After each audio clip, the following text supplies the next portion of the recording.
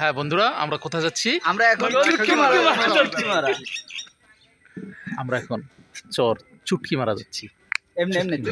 শুক্রবার দিন জুমার নামাজ শেষ করে আমরা ছুটলাম চর চুটকি মারার উদ্দেশ্যে। আর এটা ভোলা ভেদুরিয়ার পশ্চিম পাশে চর চুটকি মারা।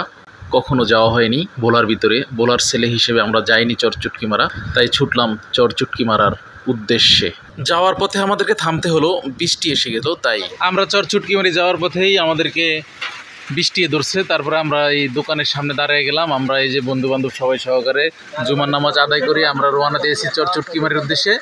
পরবর্তীতে আমাদেরকে বৃষ্টি আমাদের এই গন্তব্যে পৌঁছাতে ব্যর্থ করে দিয়েছে। তারপরেও আমরা থেমে থাকার পাত্র নই, আমরা যাব ইনশাআল্লাহ, আল্লাহ যদি আমাদেরকে রহম করে। আকাশের মন ভালো নেই, আকাশ খুব কান্নাকাটি করতেছে, দেখতেই পাচ্ছেন।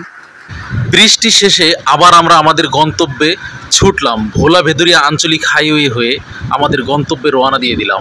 যাওয়ার পথে কিছু সুন্দর সুন্দর স্থাপনা আপনার নজর কেড়ে নেবে। এটা হলো মডেল মসজিদ, ব্যাংকের হাট মডেল মসজিদ বলা হয়। আর এটা যাওয়ার পথে আপনার চোখে পড়বে। এরপরে আমরা চলে আসলাম ব্যাংকের হাট বাজার। আর এই বাজার পেরিয়ে আমরা চলে যাব সে আমাদের গন্তব্য স্থানে।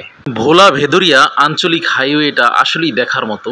আর এই বাজার, ব্যাংকের হাট বাজারটাও সত্যি খুব সুন্দর। আর ব্যাংকের হাট বাজার পেরিয়ে আমরা চলে আসলাম সে আমাদের গন্তব্যের স্থানে চর চুটকিমারি খেয়াঘাটে।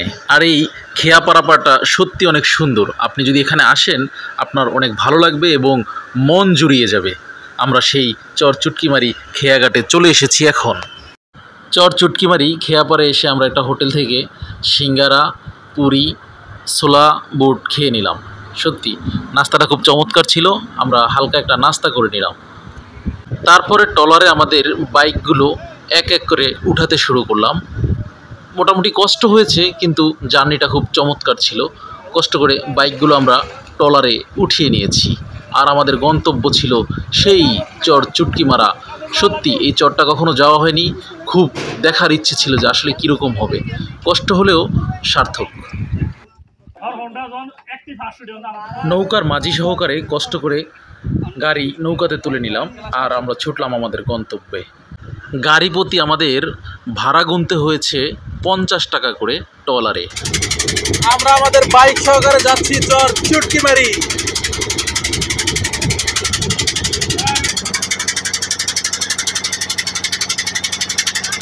দেখতে দেখতে আমরা চুটকিমারা ঘাটে চলে আসলাম। ওপার থেকে উঠে এপারে চলে এসেছি। এখন আমাদের বাইকগুলো নামাবো, সমস্যা নাই। একটা ধাক্কা।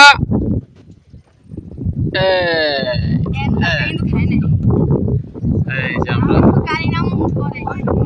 চুটকিমারি চলে এসেছি। অস্থির ভিউ, সেই নদী। আমাদের এই মাঝি ভাই, তোমার নাম কি? সিয়াম মাঝি। এই সিয়াম মাঝি আমাদের আমরা অবশেষে চর চুটকিমারি এসে পৌঁছিয়েছি। এখন আমরা এই মেঠো পথে, ফাঁকা ফাঁকা মেঠো পথে ঢালাই রাস্তায় হাঁটছি, যাচ্ছি। পাশের রাস্তা এবং দেখছি। হ্যাঁ, এখানে বৃষ্টি হয় না, বৃষ্টি হয় না, হবে। কি সুন্দর ওয়েদার, একেবারে চারদিকে দেখার মতো চর চুটকিমারি। আমাদের ভেদুরিয়া ইউনিয়নের মধ্যে ডান পাশে খাল, বাম পাশে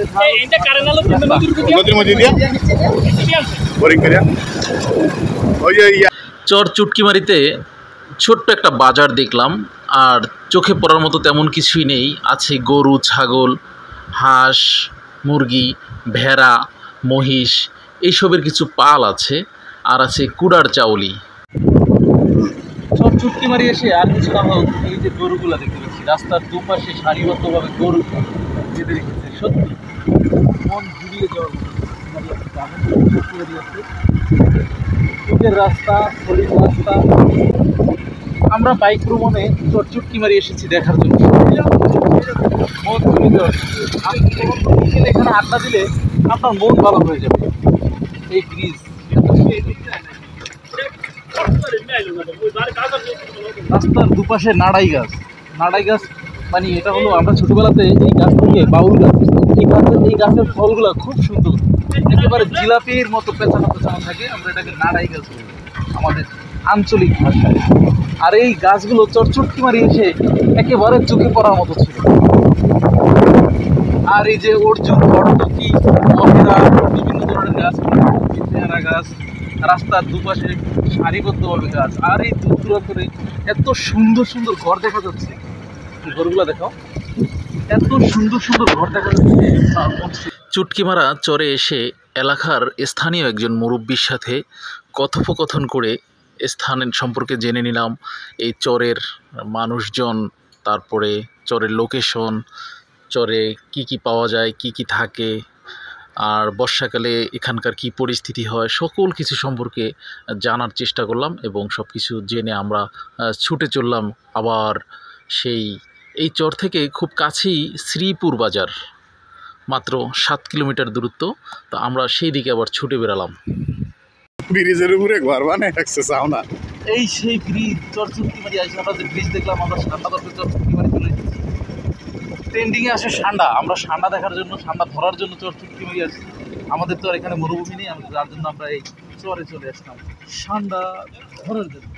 এই চরে কিছুক্ষণ পর পর মসজিদ দেখা গেছে আর কওমি মাদ্রাসা আর ব্রিজ। উন্নতির দিক থেকে এটা বলা যায় যে কিছু পরপরই ব্রিজ দেখা গিয়েছে। আর লেখাপড়ার জন্য প্রাইমারি স্কুল, তারপরে মাদ্রাসা, এরকম আলিয়া মাদ্রাসা, এরকম ধরনের কিছু চোখে পড়েনি, কিন্তু চোখে পড়ার মতো ছিল মসজিদ আর কওমি মাদ্রাসাগুলো।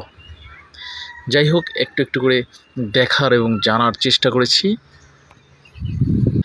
একটু পরপরই এক এক রকমের রাস্তা পাওয়া যাচ্ছে, ইটের সোলিং, তারপরে আপনার ঢালাই রাস্তা, পাকা রাস্তা। এখন আমরা যাচ্ছি একেবারেই কাঁচা রাস্তা, মনে হচ্ছে যে মেঠো পথ, খুব চমৎকার। অনেক দিন পরে সেই কাঁচা রাস্তায় হাঁটলাম, দেখলাম। তোমরা যে এই যে চর চুটকিমারির পর এখন এই যে এখানে যাচ্ছ, তোমাদের এই রাস্তাটা, এই অঞ্চলে, গ্রাম, এই জনবসতি কিরকম লাগছে একটু খুলে বলো। অনেক ভালো লাগে, পরিবেশটা অনেক ভালো। তোমার কাছে কিরকম লাগছে? ভালো, সুন্দর পরিবেশ, ভালো। আসলে ভালো তো আমাদের লাগে, আমরা ট্রাভেলিং ঘুরি, পছন্দ করি যার জন্য। কিন্তু এখানকার মানুষ থেকে আমরা কিছু জানবো, একেবারে প্রত্যন্ত অঞ্চলের গ্রামের ময়মুরব্বির কাছ থেকে আমরা জানতে পারবো। আমরা একটা চমৎকার জিনিস পেয়েছি, বেয়ারিংয়ের গাড়ি। আমাদের লোক এখন বেয়ারিংয়ের গাড়ি চড়বে। ও মাই গড, এখন আমাদের নাজিম, আস্তে আস্তে আস্তে মরে যাবো।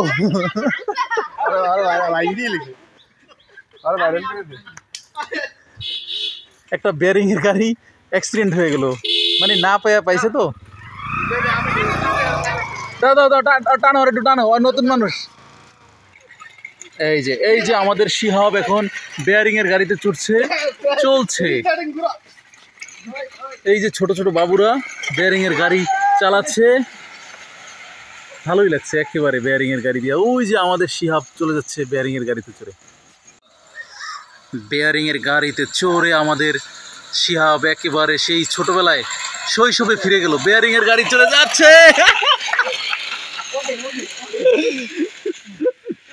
দাঁড়াও,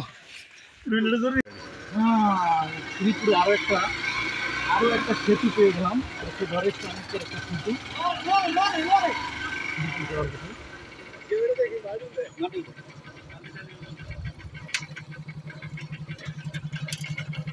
এখানে স্থানীয় লোকজনের কাছ থেকে লোকেশন জেনে আমরা ছুটলাম কুমারবাড়ির কাছে। কুমারবাড়ি, এরা এখানে হাঁড়ি পাতিল, তারপর দধির টালি বানায়, আরও অনেক কিছু তারা বানায়। আমরা সেগুলো দেখার জন্য সেই কুমারবাড়ির দিকে ছুটলাম। এক এক করে আপনাদের সাথে সব কিছু শেয়ার করব। ঘুরতে ঘুরতে আমাদের খিদা লেগে গেছে, তাই খাবার জন্য হোটেলে আসলাম। আর আমরা এখন ভাত খাবো। আর এই ভাত খাওয়ার জন্য আমরা হোটেলে এসে পেলাম ডিম, সবজি। এর থেকে ভালো কিছু আর এখানে পাওয়া যাচ্ছিল না, তাই যা পেয়েছি তা দিয়ে খাওয়া শুরু করে দিলাম। এই লোক খাবার খাচ্ছে, ভাত খাচ্ছে, দুপুরের খানা খাচ্ছে, কিন্তু বোম মেমোরি সহ।